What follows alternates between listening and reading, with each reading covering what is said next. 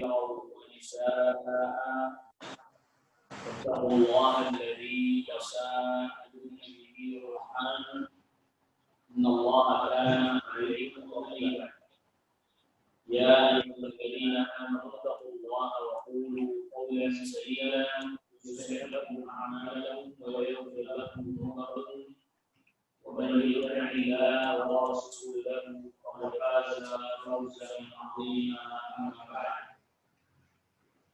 فإن أصدق الحديث كتاب الله خير الهدي هدي محمد صلى الله عليه وسلم وشر الأمور محدثاتها وكل محدثة بدعة وكل بدعة ضلالة وكل ضلالة في النار. Ikhwatal iman, a'azakumullah. Di kesempatan pagi hari ini, alhamdulillah kita memuji Allah Jalla fi'ala. Kita masih diberikan berbagai macam kenikmatan, nikmat iman, nikmat Islam, dan juga kemampuan untuk bisa menunaikan ibadah serta ketaatan kepada Allah Subhanahu wa taala. Salawat serta salam semoga terlimpahkan dan tercurahkan kepada Nabi kita Nabi Muhammad sallallahu alaihi wasallam, kepada keluarga, kepada kerabat, dan juga kepada seluruh sahabat radhiyallahu anhum ajma'in. Kepada iman, azakumullah, di kesempatan pagi hari ini pembahasan kita pada kitab Al-Kabair lil Imam Al-Hafidz Al-Dhahabi. Dan sekarang kita masuk kepada Al-Kabiratu Tsalitsatu wal Arba'in, yaitu dosa besar yang ke-43. Al-Rahim, yang memutus hubungan kekerabatan. Kita menandai Al-Rahim ini adalah hubungan kerabat. Ini kita harus berusaha mendefinisikan terlebih dahulu sebelum kita masuk kepada apa yang dimaksud dengan Al-Rahim. Kita akan menjelaskan dan memberitahukan terlebih dahulu apa makna Al-Rahim. Kita nyebutnya silaturahmiyah. Dan ini benar di dalam dari sisi bahasa benar, tidak salah. Ya, tasfiyah itu artinya menyambung. Kalau yang qati berarti memutus. Al-Rahim dari sisi bahasa, Al-Rahim para ulama ahli lughah, ahli bahasa mengatakan Ar-Rahim di kasril ha, boleh dibaca kasrohatnya Ar-Rahim, wa taskiniha boleh dibaca sukun haknya Ar-Rahim. Ketika kita bacanya rahmi, ya silaturahmi, ini sudah benar dari sisi bahasa Arab. Boleh dibaca silaturahim, boleh dibaca dengan silaturahmi.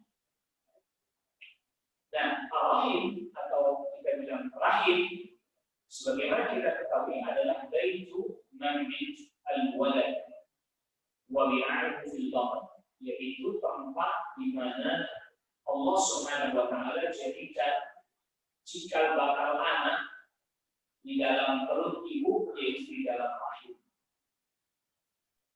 Kenapa dia disebut rahim? Ya, dari kata-kata rahmah. Dari kata-kata rahmah itu kasih sayang. Jadi hubungan kedekatan disebabkan karena hubungan kerahiman. Ya memang seperti misalnya kakak, adik, ya rahim masuk. Memang kalau itu jelas dia punya hubungan rahim, kerahiman dengan kita karena dia dikandung oleh ibu yang sama. Atau memang secara nasab sama walaupun ibunya beda. Ini perlu kita pahami. Jadi saudara seayah seribu, rahim. Saudara seayah beda ibu tetap rahim karena nasab. Beda ibu, ya walaupun beda ibu itu juga rahim. Beda ayat, tapi satu ibu juga rahim. Jadi rahim ini kita nyebutnya dalam bahasa Indonesia, dalam bahasa kita rahim. Ini benar, ini betul. Ya, kita sebut silaturahim. Sehingga silaturahim itu adalah rahim atau para ulama menyebutnya rahim adalah al-aqarib, kerabat. Wa yaqau ala kulli man yajma'u bainaka wa bainahu nasabun. Ini bisa disebutkan kepada setiap orang yang kita memiliki hubungan nasab dengan dia. Rahim ada dua macam. Yang pertama, rahimun mahramun. Yang kerabat, tapi juga mahram, artinya haram dinikahi. Seperti tadi, kakak, adik, paman, bibi, baik dari jalur ayah, dari jalur ibu, keponakan, rahim, keponakan. Jadi kita punya kakak atau adik, dia punya anak, jadi kita pamannya. Nah, dia punya anak perempuan, rahim itu juga mahram. Rahim dan juga apa? Mahram, haram dinikahi. Ini ada lima mahram. Yang kedua, rahim ghairu mahram. Dia punya hubungan kerabatan dengan kita, tapi bukan mahram. Artinya boleh dinikahi sepupu misalnya. Sepupu ini rahim, tapi bukan mahram. Ya beda nanti kasusnya kalau ada satu persusuan ya, itu beda kasus. Kalau memang terjadi disusui oleh wanita yang sama, itu nanti haramnya karena persusuan, bukan karena rahimnya.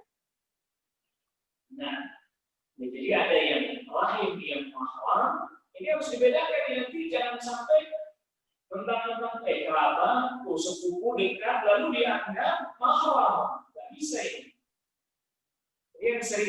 Yang sering terjadi kekeliruan, sepupu mahram, nikah nggak boleh. Siapa?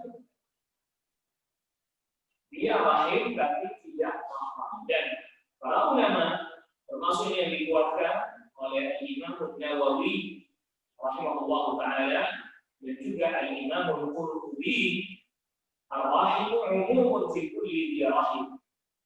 Bahwa sebutan rahim ini mencakup semuanya, mahraman kana aw ghairu mahram. Baik dia kerabat kita yang mahram juga atau yang bukan mahram, semua masuk ke dalam keumuman. Makanya ini definisi yang lebih kuat bahwa yang disebut rahim itu yang mencakup yang selain mahram. Kalau yang mahram sudah jelas ibu, anak perempuan atau saudari perempuan, bibi. Baik bibi dari jalur ayah, orang Arab menyebutnya ammah kalau dari jalur ayah, atau bibi dari jalur ibu, khalah. Mereka bedakan. Nah, jadi perintah untuk selanjutnya setelah kita memahami apa yang dimaksud dengan rahim, ya, jadi kalau dari sisi bahasa sekaligus juga dari sisi mustalahat syar'iyyah, istilah syar'i. Yang namanya silaturahmi itu kita menjaga hubungan kita dengan kakak, adik, paman, bibi, sepupu, kerabat secara bahasa dan istilah syar'i, bahasa Arab dan istilah syar'i seperti ini. Nah, namun di kita di Indonesia makna silaturahmi jadi meluas. Ya, warga silaturahmi, warga komplain. Misalnya ya, ini kalau dari sisi pertama tinjauan syariat dan bahasa Arab belum tepat. Tapi tidak tahu lagi ketika silaturahmi ini sudah masuk ke dalam bahasa Indonesia. Ya, kamus besar bahasa Indonesia. Jadi kalau kita katakan silaturahmi antar warga komplek misalnya, dalam bahasa Indonesia memang dimaksudkan bahwa definisi silaturahmi itu bisa luas seperti itu, maka ya boleh, tapi dari sisi bahasa Indonesia. Kita pahami dulu.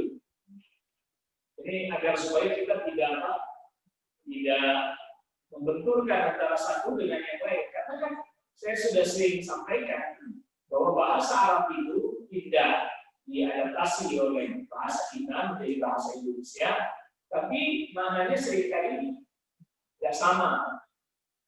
Ada kalanya dalam bahasa Indonesia menjadi lebih luas, padahal dalam bahasa aslinya bahasa Arab sempit. Maknanya contohnya silaturahmi. Dalam bahasa aslinya maknanya sempit, hanya terbatas pada kerabat saja yang punya hubungan dasar. Tetapi dalam bahasa kita jadi luas, silaturahmi, teman kantor, gitu kan? Yang kedua, bahkan maknanya benar-benar beda sama sekali. Dalam bahasa aslinya, misalnya tufan, topan. Di dalam bahasa Arab aslinya, tufan itu banjir. Dalam bahasa kita, tofan apa tofan? Angin, jauh kan? Jauh. Atau dalam bahasa aslinya, bahasa Arabnya luas, maknanya luas. Tapi dalam bahasa Indonesia jadi sempit. Contohnya apa? Syahwat. Syahwat itu dalam bahasa Arab, dalam bahasa aslinya itu luas. Mencakup istri, senang sama istri, sama anak, harta. Allah Subhanahu wa taala berfirman, "Zuyyina lin-nasi hubbus syahwat." Dia sebagai manusia cinta pada hal yang menyenangkan, minan nisa, punya istri, wal banin, anak laki-laki, wal qanatiril muqantarah min al-dhahab wal fiddah, punya harta yang banyak melimpah, emas, perak, wal khayl musawwarah kuda, wal an'am, wal ternak, wal harf, sawah, ladang. Ya. Itu semuanya dalam bahasa aslinya, dalam bahasa Arab semuanya disebut syahwat. Dalam bahasa kita, dalam bahasa Indonesia jadi apa? Sempit, hanya kesukaan atau kesenangan laki-laki kepada perempuan atau lawan jenis. Syahwat. Memang itu bagian daripada syahwat tadi kan minan nisa. Tapi makna syahwat bukan cuma itu. Makanya ketika kita katakan syahwat, itu mesti yang kita pahami dari bahasa itu langsung ya suka sama jenis. Karena dalam bahasa aslinya luas, dalam bahasa kita jadi sempit. Ini harus kita duduk dalam setiap pembahasan. Jadi jangan sampai mispersepsi. Saya bilang silaturahmi, kita pahamnya lain, saya memahami yang lain. Itu yang sering terjadi. Akhirnya nanti dia terapkan hadis, ya perhatikan, dia terapkan hadis bukan pada tempatnya.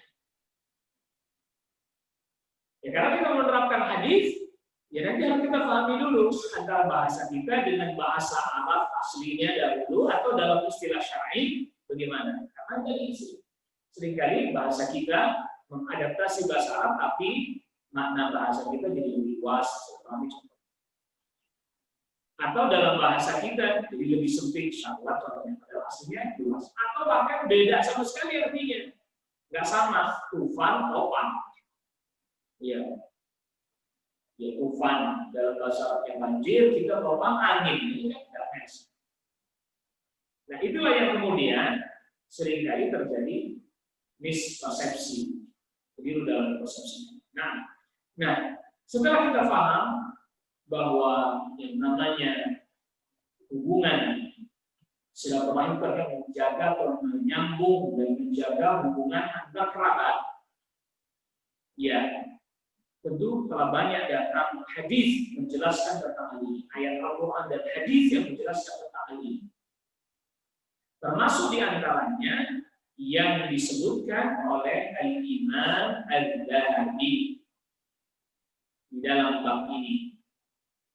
Al-Imam Al-Zahabi rahimahullah ta'ala mendatangkan ayat yang memerintahkan kita agar menjaga hubungan kekerabatan.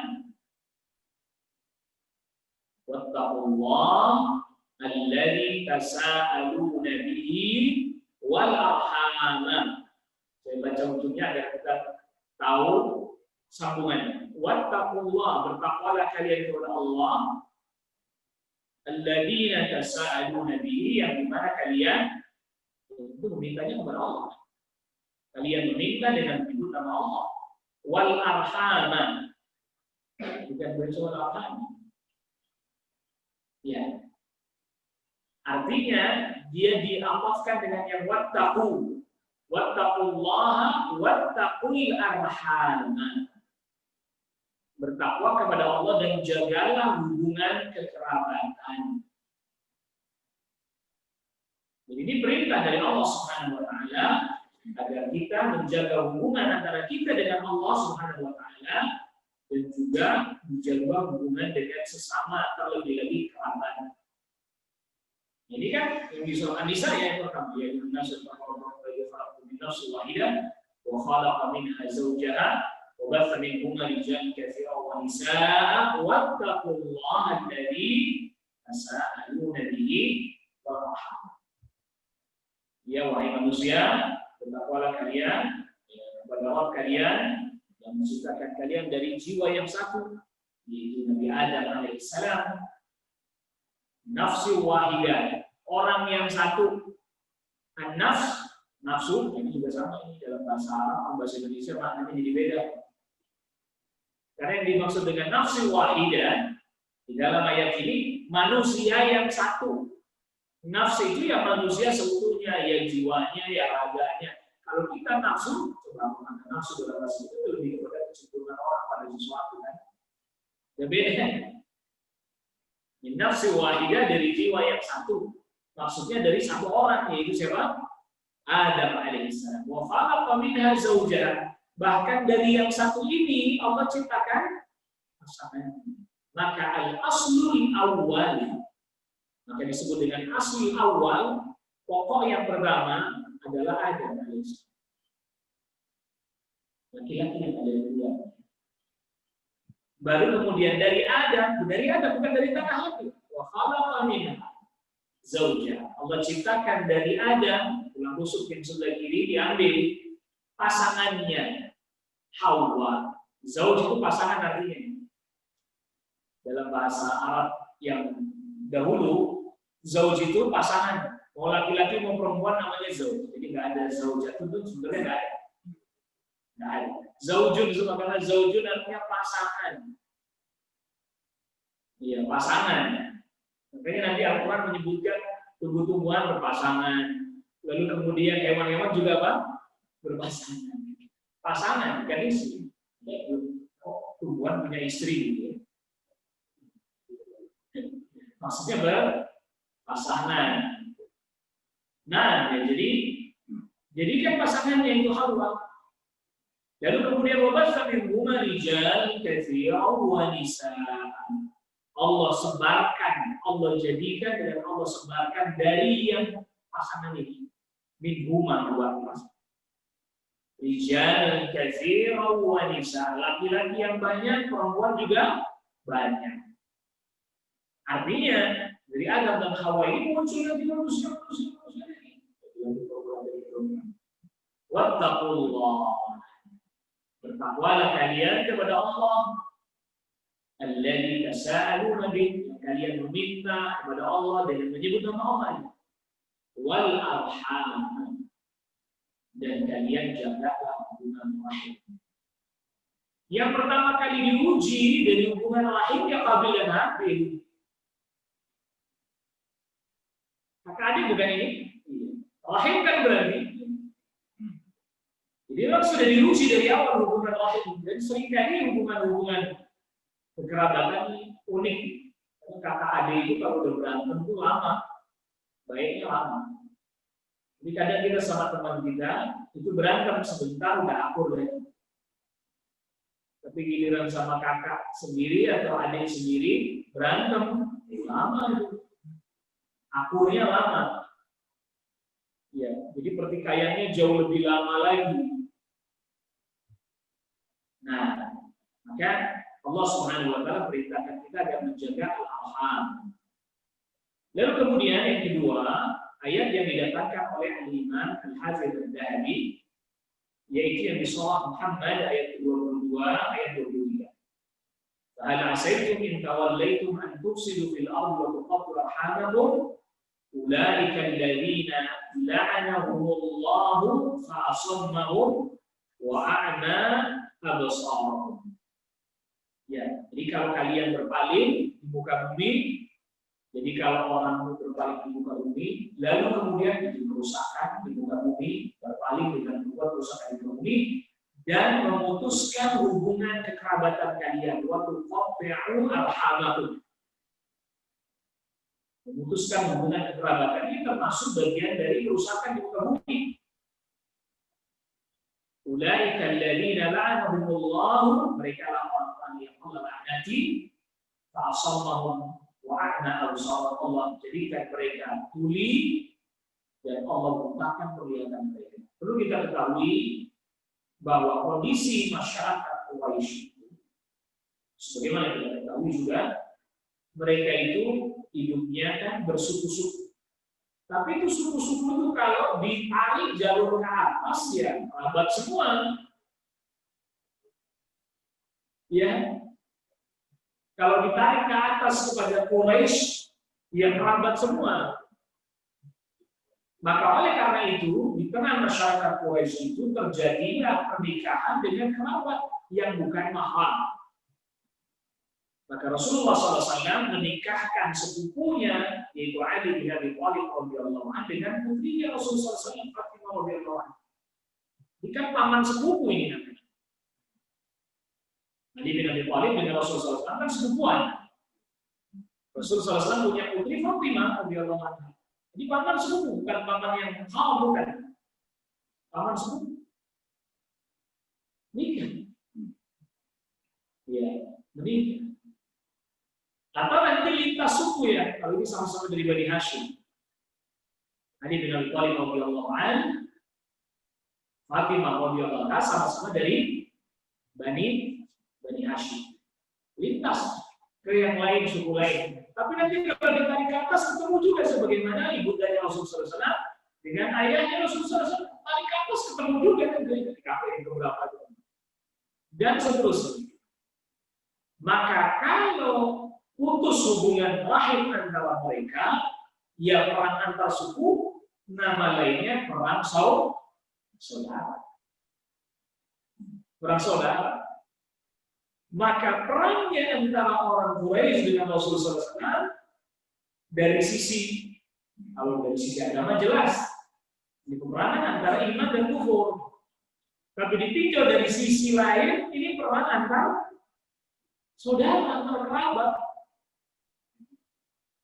Kerabatnya sendiri lah. Rasulullah SAW siapanya Quraisy? Dari kalangan mereka kan.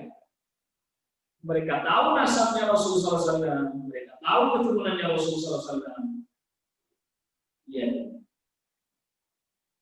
Sehingga betul-betul ini di masyarakat, bukan hanya di masyarakat, termasuk di masyarakat kita, ya hal ini perlu dijaga. Karena kalau ini putus, apalagi sampai perang dan seterusnya bertikai, maka akan menyebabkan hal yang sangat berat dampaknya. Waqala Nabi sallallahu alaihi wasallam, dan berkata dari Mudhani, dan Nabi sallallahu alaihi wasallam bersabda, la yadkhulul jannata qati'. Tidak masuk surga orang yang memutus hubungan kekerabatan. Nah, di sini kita perlu sama-sama pahami kalau ada hadis yang seperti ini tidak masuk surga. Maksudnya dia tidak masuk surga bersama dengan orang-orang yang awal masuk surga. Bukan berarti dia tidak masuk surga sama sekali.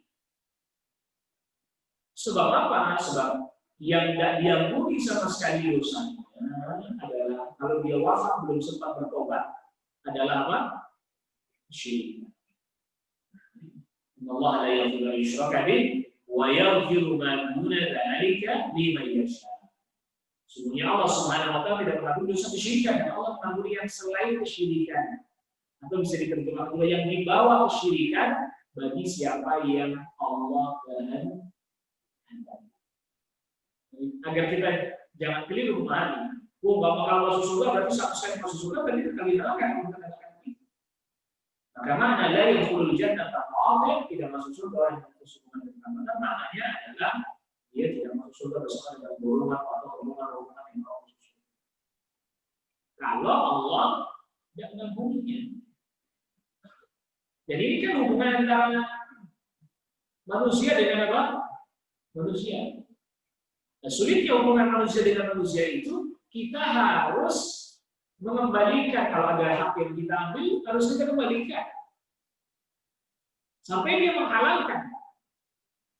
Rabbul Mawali. Kayaknya taubatnya orang terkait dengan hak sesama manusia, ya harus dia minta maaf, istighfar, kalau memang ada hak yang dia ambil kembalikan. Kalau kepada Allah taubat besar. Urusannya diserahkan kepada Allah Rabbul Alamin. Tapi kalau sama manusia itu, maka prinsip berinteraksi dengan manusia itu, ini prinsip mungkin sebagian orang keberatan. Oh, seperti itu. Rumus. Kalau kita yang dizalimi, kita sabar. Tapi jangan sampai kita yang dizalimi. Kita minta maafnya susah. Kalau kita yang dizalimi, kita maafin, selesai. Orang itu walaupun tidak minta maaf, selesai. Tapi kalau kita yang dizalimi, belum tentu dia memaafin.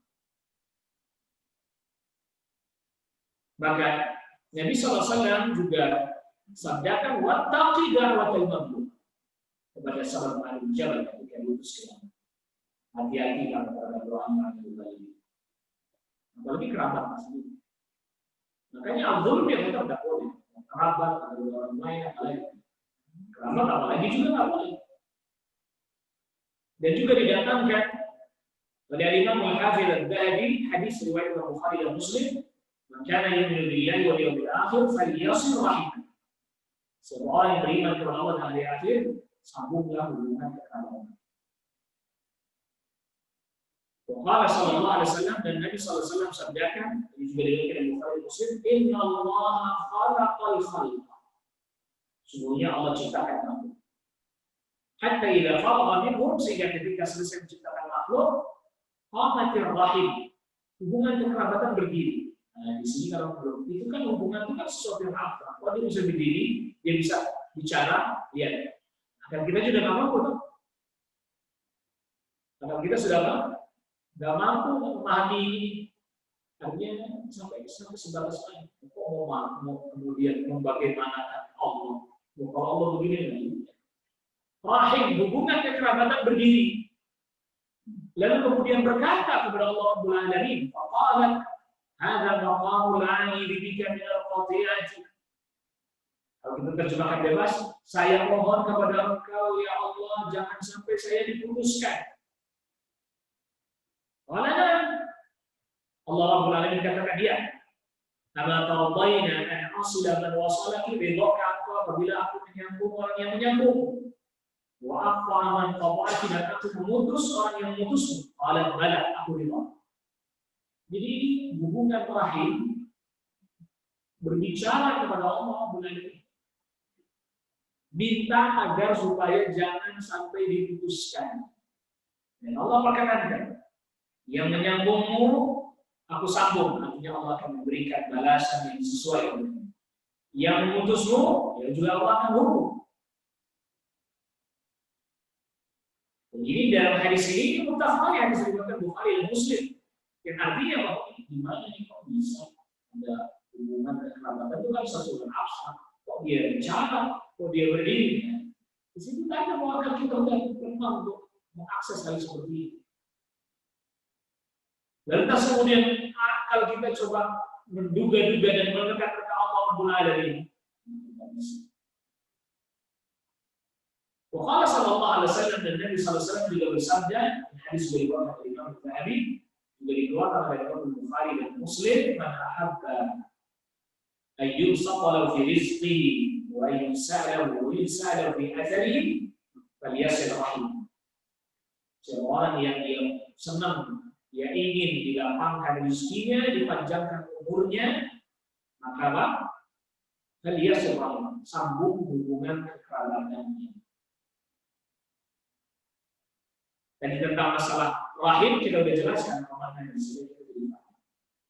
Ya kalau sama teman kita, sahabat kita, namanya silatul ukhuwah, hubungan ukhuwah, islamiyah, imaniyah. Begitu. Siapa orang yang mau dilapangkan rezekinya, panjangkan umur, berarti rezeki kita bisa dilapangkan, umur kita bisa dipanjang dengan sesuatu. Iya. Apa maknanya? Maknanya rezeki kita pun sudah ditetapkan oleh Allah, dilapangkan yang berapa, sebabnya berapa. Dalam ilmunya Allah selesai semuanya. Tidak ada yang berubah karena perubahan-perubahannya itu sudah Allah catat. Tapi kita yang nggak tahu. Kalau ada yang bertanya, terus buat apa kita berbuat? Kalau ternyata semua sudah ditetapkan, karena kita nggak tahu jawabannya. Gitu ya. Kalau semuanya sudah ditetapkan, lalu lantas buat apa kita berbuat? Ya jawabannya karena nggak tahu. Emang nggak tahu ketetapan rezekinya berapa? Ada di sini yang tahu puji tangan. Makanya tak biasa. Berarti setara dengan Allah Rabbul Alamin. Karena apa yang Allah Subhanahu Wa Taala catat di Lauhul Mahfuz itu sudah selesai semuanya. Kata Allah, "Maqadir al-khalaiq qabla an yakhluqa as-samawati wal arda bi 50,000 sana." Orang Muslim, Allah telah catat takdir seluruh makhluk 50.000 tahun sebelum Allah ciptakan langit dan bumi. Semuanya sudah sampai hari kiamat. Dalam hadis yang lain, Allah ciptakan kolam pena. Lalu kemudian pena tanya, Allah perintahkan untuk tulis. Kata pena, mana untuk apa yang saya tulis? Untuk maqadir al-khalaiq ila yaumil qiyamah. Catat takdir makhluk semuanya sampai hari kiamat. Sampai penduduk surga, siapa aja yang masuk surga, semuanya. Kalau ada yang bertanya lagi, pertanyaan saya tadi, kenapa? Lalu buat apa kita berlama? Kalau semuanya sudah dicatatkan, bisa ditetapkan penduduk surga, jawabannya kita nggak tahu. Jawab seperti itu. Tanya, mana tahu? Rezeki ada berapa, umur ada berapa? Nggak tahu, ya iya. Itu poin satu. Poin kedua, kita semuanya pasti senang hal baik. Benar kan? Senang rezekinya nambah. Apa ada orang senang rezekinya kurang? Secara fitrah kita, senangnya nambah kurang? Nambah. Apa ada di antara kita yang umurnya pendek aja lah, biar cepat muda aja? Apa ada? Secara fitrah ya? Tidak ada. Majbulah, kita ditanamkan pada diri kita senang pada hal yang baik. Makanya kita mengejar yang baik, menghindar dari yang buruk. Itu majbulah ada pada diri kita semuanya, nggak mungkin. Itu fitrah kita. Kita tidak diberitahu dan fitrah kita dijadikan ingin yang baik. Maka dengan hadis saya begini, dikejar, diupayakan untuk dia tunaikan. Karena dia nggak tahu yang Allah catatkan. Kalau dalam ilmunya Allah nggak ada namanya revisi, nggak ada. Kalau dalam ilmunya Allah ada revisi, berarti Allah lemah. Dan ini nggak mungkin, mustahil bagi Allah Rabbul Alamin. Jadi perubahannya pun semuanya sudah ada, detail rinci. Sampai daun yang jatuh jam berapa, hari apa, menit berapa, detik berapa. Kecepatan jatuhnya itu daun itu berapa? Kalau yang ahli fisika dia itu katanya gitu, kecepatan sekian, bobot daunnya sekian, maka kecepatan jatuh rata sekian. Itu pun baru perkiraan. Jadi tidak dengan ilmunya Allah nggak ada yang namanya kira-kira, pas tepat. Tidak ada yang bergeser. Itu penting kita yakini. Jadi apa maknanya perubahan di sini ditambah rezekinya? Allah Subhanahu Wa Taala sebutkan melalui Rasul SAW bahwa di antara sebab syar'i. Ingat, saya seringkali berulang-ulang ingatkan ini. Ada sebab syar'i, ada sebab kauni. Sebab di antara sebab syar'i bertambahnya rezeki berdoa. Di antara sebab syar'i bertambahnya rezeki sambung hubungan kekerabatan. Itu namanya sebab syar'i. Di antara sebab kauni orang dapatkan rezeki ya kerja. Itu sebab kauni. Nah, ahlu sunnah wal jamaah seorang muslim yang benar itu dia yakin kepada takdir Allah, dia bertawakal kepada Allah Subhanahu wa taala, tapi juga dia mengambil sebab baik sebab syar'i dan juga sebab kauni. Itu akidah yang benar, bukan semuanya ditanggung, jadi ya nggak usah apa-apa, tidur aja. Doa enggak, kerja enggak, khasirat dunia wal akhirah, orang di dunia akhirat. Kerja enggak, ibadah enggak, Allah mustahil. Yakin yang gitu. Yakin Islam Muslim dalam hal itu.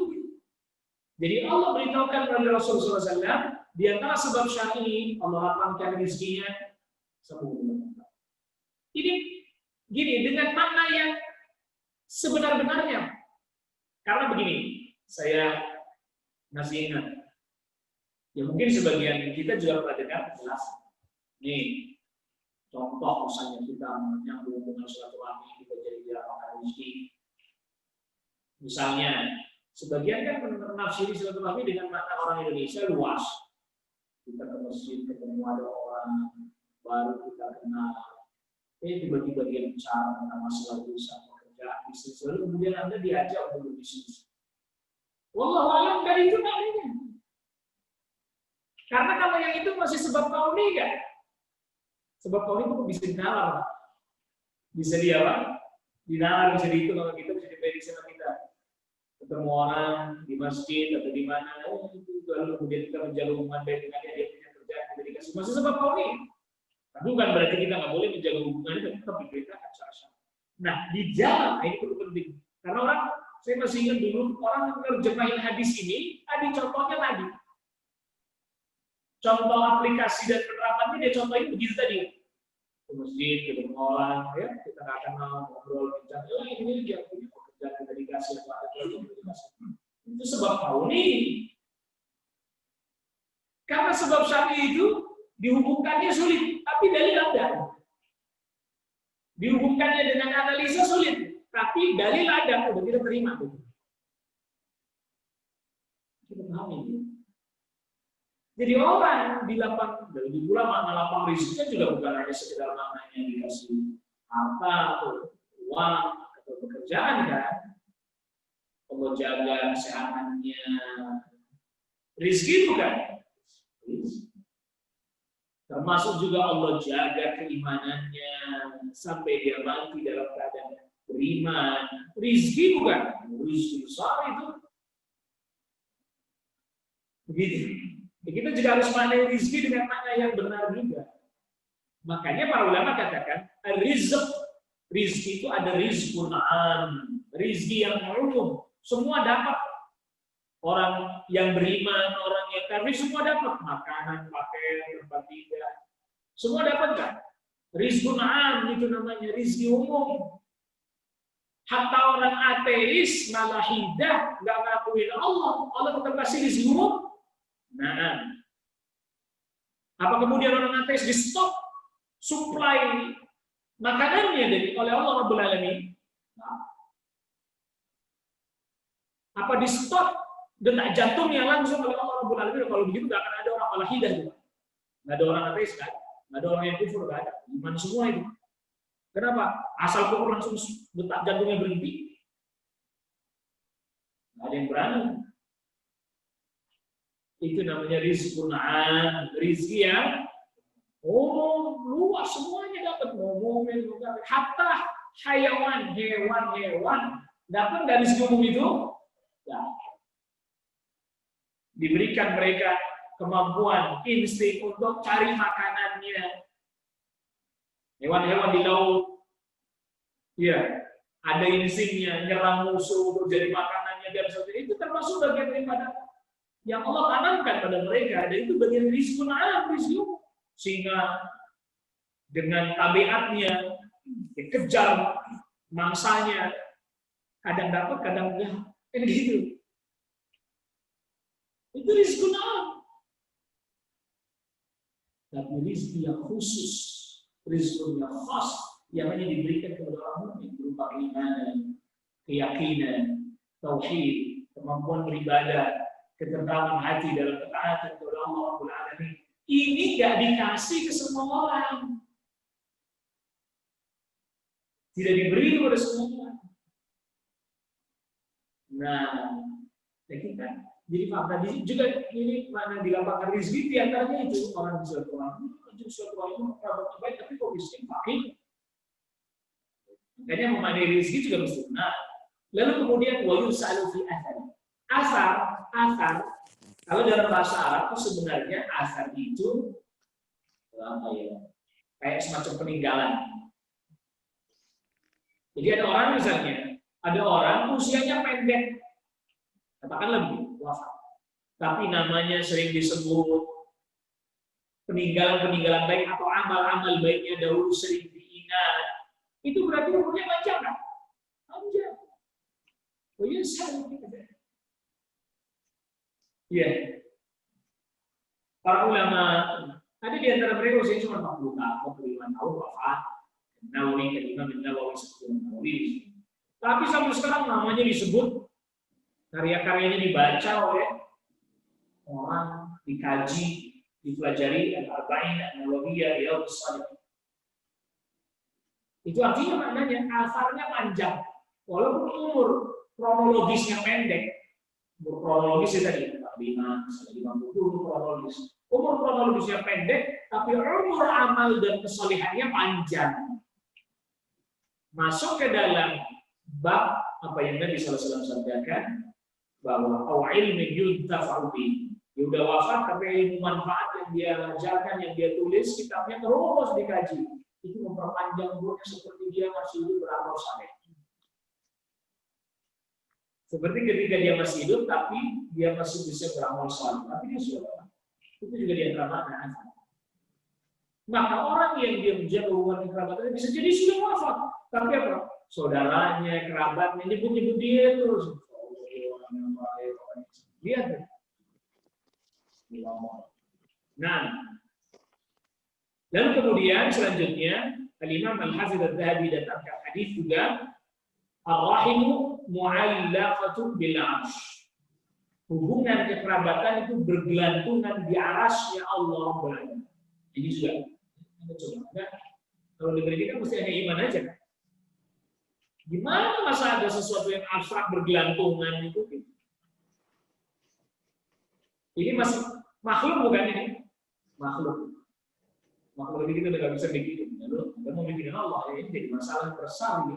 Kekeliruan yang fatal ini, yang tidak mengetahui kadarnya. Bikin makhluk kita nggak sanggup memikirin Allah. Taqul berkata hubungan kekerabatan ini, man wasalani wasalahullah. Siapa orang yang menyambung Allah akan menyambungnya. Wa man qata'ani qata'ahullah. Yang memutusku maka Allah akan memutusnya. Wa fi lafdhin, dalam lafaz yang lain redaksi hadisnya yaqulullah. Jadi hubungan kekerabatan bergelantungan di atas Allah, dan kemudian Allah katakan man wasalaha wasaltuhu. Siapa yang menyambungnya aku akan sambung dia. Wa man qata'aha batattu. Siapa orang yang memutusnya maka aku akan putus dia. Artinya balasan sesuai dengan amal. Dari hadis ini juga para ulama mengambil kaidah al-jaza min jinsil amal. Balasan itu sejenis dengan apa? Yang menyambungnya sambung dia, yang memutusnya putus. Wa qala Allah Ta'ala, dan Allah Subhanahu wa taala berfirman pada hadis riwayat Imam Bukhari dan juga Imam Muslim. Dan Allah Subhanahu wa taala berfirman dikatakan oleh Imam Dzahabi, firman Allah Subhanahu wa taala, "Walladzina yanquduna 'ahdallahi min ba'di mitsaqihi wa yaqta'una ma amara Allah bihi ay yusala wa yufsiduna fil ardh, ulaika lahumul la'natu wa lahum su'ud dar." Ini yang surat Al-An'am 25. Mereka sebenarnya mengakhiri dengan sebutan Allah. Tapi belakangnya beda. Dan orang-orang yang membatalkan perjanjian Allah setelah dikutuk. Di antara perjanjian Allah yang tauhid. Bahkan perjanjian paling utama. Ya, perjanjian Allah. Kita janji, bersaksi, berikrar, bersaksi, berjanji yang disertai dengan persaksian dan iqrar, yang akan beribadah mereka hanya kepada Allah SWT. Dan juga nggak ngikutin mereka hanya kepada Rasul. Itu janji. Anda melanggar berbuat kesyirikan namanya batalkan janji. Wa yaqta'una ma Allah bi ayyusala, dan memutus apa yang Allah perintahkan untuk disambung. Di antaranya yang Allah perintahkan untuk disambung adalah apa? Hubungan kerabat. Wa yusiduna fil ardh, berbuat kerusakan di muka bumi. Jadi semua maksiat itu namanya kerusakan di muka bumi. Semua maksiat apapun bentuknya itu masuk dalam kerusakan di muka bumi, berbuat kerusakan di muka bumi. Ulaika lahumul la'nah, mereka mendapatkan laknat, walahum su'ud dar, dan bagi mereka tempat kembali yang buruk, yaitu neraka.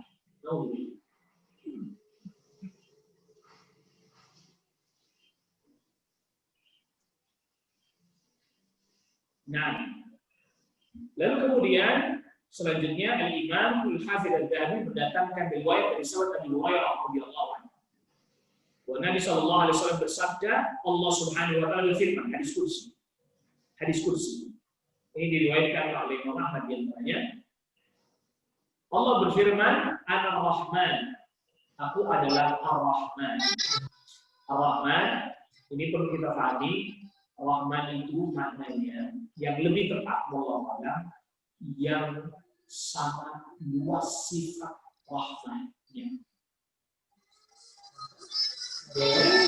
Ar-Rahman maknanya adalah yang sangat luas sifat rahmatnya. Gitu. Wahiyar Rahim, dan dari nama Allah Ar-Rahman inilah muncul Ar-Rahim.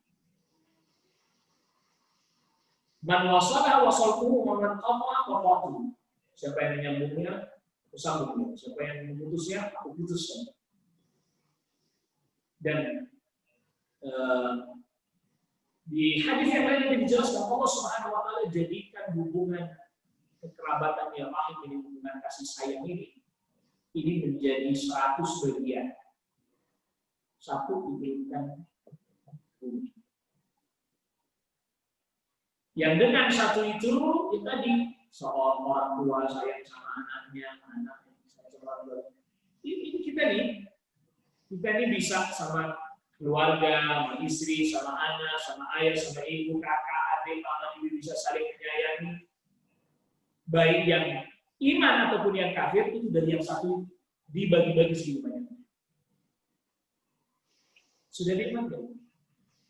Kalau saling menyayangi, saling akur lah, bahasa kita yang akur, nggak bertikai, nikmat nggak? Itu baru dari yang satu. Dibagi kepada seluruh makhluk di bumi semua, bukan cuma kepada manusia, sampai kepada hewan. Makanya hewan itu tahu mana anaknya, mana yang mungkin tahu dia. Betul? Dia tahu, ya ada singa, dia tahu anaknya ini, dia tahu dia lagi kakak anaknya. Tahu. Dibagikan semuanya oleh Allah Rabbul Alamin. 99 lepahan. Dan penduduk surga.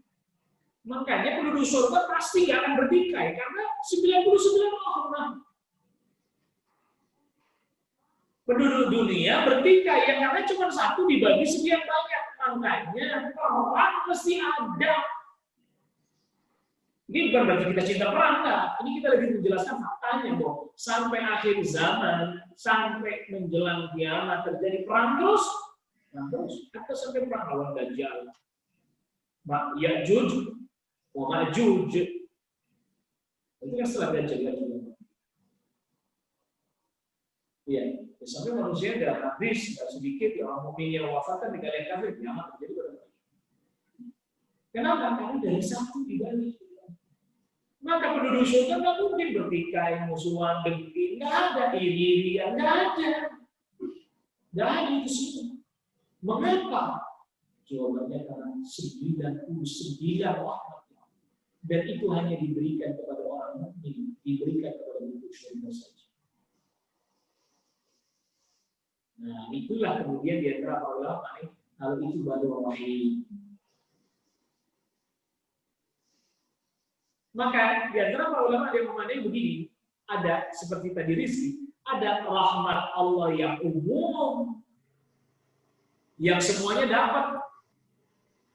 Kalau bukan karena rahmatnya Allah, orang kafir nggak akan dikasih minum. Maka Nabi SAW sabdakan, "Lau kanatid dunya indallahi ta'dilu janaha ba'udah, ma saqallahu kafiran walau syarbata ma." Kalau seandainya dunia ini seluruhnya seisinya setara dengan seusia nyamuk aja, Allah akan kasih minum. Tetapi karena rahmah yang umum tadi, tetap dia dapat, bahkan bukan cuma satu teguk, berbotol-botol khamr dia minum. Kata yang haram kan dia. Itu kan ada rahmah ammah. Tapi rahmat yang khusus, khasah, nggak dikasih kecuali orang ini. Makanya kalau rahim, khusus rahmat. Wa kana bil mu'minina rahimah. Tuh, Allah rahim kepada orang mukmin, tapi bukan wa kana bil mu'minina rahmanan. Makanya wallahu a'lam, para ulama katakan Ar-Rahman itu sesuai dengan rububiyah. Sesuai dengan apa? Makna rububiyah, karena rububiyahnya Allah pun amun. Nanti ada yang amma, ada yang khassa juga. Sesuai dengan rububiyah yang amun. Tetapi kalau Ar-Rahim itu sesuai dengan ulu. Sesuai dengan ulu. Artinya mereka yang taat, yang beribadah kepada Allah, yang beriman kepada Allah. Maka itu sesuai dengan ulu. Nah, kita lanjutkan. Fanaqul, maka kita katakan maqata rahimahu al-fuqara wa huwa ghaniyun fa huwa qadun. Siapa orang yang misalnya dia kaya raya, tapi kemudian dia punya kerabat yang fakir, dia enggak membantu, maka dia masuk yang dimaksud ayat dan hadis. Wa kadza man qatahu bil jafai wal ihmal. Begitu juga orang yang berusaha memutuskan diri dengan al-jafa, ihmal itu diangkat. Itu bedanya. Nggak usah diurusin, nggak usah dipedulikan, nggak peduli terhadap kerabatnya sendiri, saudaranya sendiri. Maka sedekah kepada orang-orang yang memiliki hubungan kekerabatan bagi kita, ini mengandung dua makna. Ya maknanya di dalamnya terdapat sedekah, yang kedua di dalamnya terdapat silaturahim. Maka hum aulan nasi bis sadaqati. Bahkan Nabi SAW sabdakan, "Bullu arhamakum walau bisalam." Jaga hubungan kekerabatan kalian walaupun hanya dengan mengucapkan salam. Artinya, di antara makna kita memutus hubungan kekerabatan kita adalah hajar. Hajar itu nggak mau nyapa, nggak mau negur, nggak mau salam. Itu termasuk hajar. Yang kalau tanpa ada sebab syar'i, itu termasuk bagian memutus hubungan kekerabatan. Dan menjaga hubungan kekerabatan itu yang lebih tinggi itu, sebagaimana yang Nabi SAW sabdakan, riwayat Imam Bukhari di dalam Al-Adab al-Mufrad, Nabi sabdakan, "Laisal wasl lil munafiq." Ini yang berat. Jadi kalau orang mau dapat pahala yang tinggi silaturahim itu, seperti yang Nabi sabdakan dalam hadis, orang yang nyambung hubungan kekerabatan itu bukan orang yang membalas dengan sepadan. Dia baik, saya baik. Dia buruk, saya balas buruk. Itu bukan wasl, itu bukan silaturahim. Belum, itu levelnya masih draw. Itu namanya levelnya masih mukafir, itu draw. Satu sama. Tetapi apa? Walakinnal wasila, tetapi orang yang menyambung hubungan kekerabatan dia buruk, kita baik. Dia putus, kita nyambung. Berat kan? Berat. Maka pahalanya besar. Pahalanya besar. Kita pada tahapan membalas dengan yang sama, ini masih belum disebut memutus. Tapi harus satu-satu.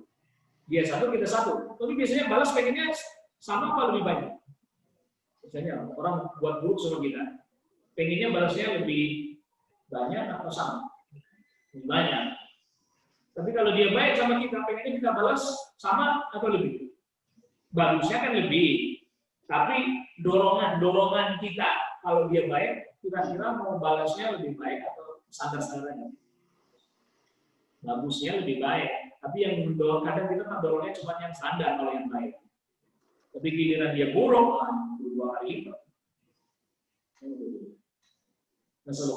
Oleh karena itulah, tidaklah seseorang betul-betul dia mau menunaikan perintah-perintah agama syar'i, syariat, melainkan pasti dia sya'an ilmu, dia betul-betul tuntutan dari keimanan, bukan hanya sekedar formalitas, bukan hanya ya sekedar betul karena apa? Ibadah ini ibadah. Nggak apa-apa dia nggak baik sama saya. Saya berbuat baik sama dia bukan karena dia, karena saya ibadah kepada Allah. Tuh, kalau udah begitu, itu yang disebutkan oleh para ulama, dia telah merdeka dari apa? Penjajahan apapun. Orang begini. Orang mau bunuh kata dia, saya baik itu karena perintah Allah bukan. Dia mau jelek sama saya, udah Allah ampuni mati. Ini orang merdeka nih. Tidak terpengaruh dengan orang lain. Itu kan bukan berangkat dari iman. Ini benar-benar merdeka, dia benar-benar menghambanya kepada Allah. Melakukan itu kan dalam rangka menghambakan dirinya kepada Allah. Makanya kalau kita melakukan sesuatu di dalam rangka merespon semata, merespon dari orang lain, atau merespon dari apa yang ada di sekeliling kita, itu jadi berat. Itu jadi berat. Kenapa? Dia buruk sama saya. Tapi kan ini udah mudah. Kita masuk, pokoknya hal-hal kebaikan apapun, ucapan, perbuatan, atau apapun, maka kerabat jauh lebih berat. Tetapi seringkali tadi kita digoda oleh syaitan juga. Agar kalau sama kerabat mah, sedangkan sama temannya, sahabatnya lebih kuat ya. Wallahu a'lam. Nah, yang bisa kita bahas pada pertemuan ini ada pertanyaan untuk selanjutnya. Yang hadir di sini silakan ada pertanyaan atau yang lewat Zoom. Assalamualaikum Afan Ustaz. Ya. Ada pertanyaan dari chat nih mengenai bagaimana cara berbakti pada orang tua yang sudah bercerai dan posisi keduanya berada di kampung. Sekolah khairan. Ya, jadi kita sudah sebutkan ya, baik berbakti atau berbuat baik kepada kerabat bisa dengan ucapan yang baik dan seterusnya. Yang kedua dengan perbuatan, termasuk juga dengan membantu dari sisi harta. Kalau kita Allah melapangkan dari sisi kita bantu harta. Ya. Jadi itu dia kan. Ya kalau sekarang misalnya tidak bisa karena satu hal pandemi atau misalnya ya telepon, video call atau misalnya. Jadi ada satu risalah magister, tesis magister di Osing kalau saya misalkan Osing. Dia cuma judul, bayangkan judul tesis magisternya apa? Silaturahmi. Bikin tesis magister judulnya cuma silaturahmi. Yang kupas termasuk bagaimana silaturahmi di masa-masa seperti sekarang, dari zaman modern seperti sekarang, termasuknya di masa pandemi. Ya kita lewat kayak gini, ya video call dan seterusnya, termasuk dari membantu dari sisi harta, ya dari uang, dari kebutuhan dan seterusnya. Nah itu diantaranya. Walaupun udah bisa, masing-masing sudah bisa. Jadi kan pertanyaannya, jadi sudah bisa ya, orang tuanya sudah bisa. Gimana bakti kepada kedua ya tadi baik dengan harta, dengan dia masih dalam hubungannya, menelpon, berkabar, saling berkabar. Nah, kalau cerai tetap orang tua kita kan, nggak ada mantan orang tua tuh. Nah, masih ada lagi. Selamat lanjut. Begini nih ya. Selamat. Dan itu di luar. Nggak ada ya. Terus di luar. Tapi ini dulu satu hal penting yang kita selalu perlu ingat. Ya, memang berhubungan dengan manusia itu berat. Karena kita sedang berinteraksi dengan makhluk yang kita sama-sama punya kekurangan. Dia punya kekurangan, kita juga punya kekurangan. Jadi beratnya itu tadi. Kadang kita nggak ngerti kekurangan dia, kadang dia nggak ngerti kekurangan kita. Jadi nggak mungkin nggak ada problem. Berhubungan sama manusia, sedekat apapun kita dengan manusia itu pasti ada kabel. Hatta kepada orang tua. Hah? Belum. Ayah kepada ibu mesti ada kabel.